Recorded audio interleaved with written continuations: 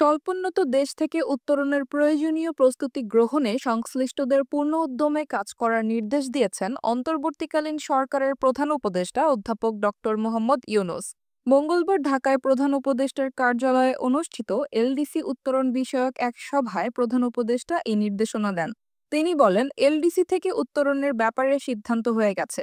We have to move in full speed. সে অনুযায়ী যত ধরনের প্রস্তুতি দরকার সে প্রস্তুতি নেওয়ার নির্দেশনা দেওয়া হয়েছে। ফরেন সার্ভিস একাডেমিতে এক প্রেস ব্রিফিংয়ে প্রধান উপদেষ্টার প্রেস সচিব শফিকুল আলম এসব কথা জানান। তিনি জানান, অধ্যাপক ইউনূস বলেছেন, এলডিসি উত্তরণের বিষয়ে আমাদের সিদ্ধান্ত নেওয়া হয়ে গেছে। এখন পূর্ণ উদ্যমে কাজ এগিয়ে নিতে হবে। সে অনুযায়ী যত ধরনের প্রস্তুতি নেওয়া দরকার তা নিতে হবে। একই সঙ্গে সতর্ক থাকতে হবে এলডিসি উত্তরণের প্রেক্ষিতে কোনো খাত যেন কোনো ধরনের ক্ষতির মুখে না পড়ে।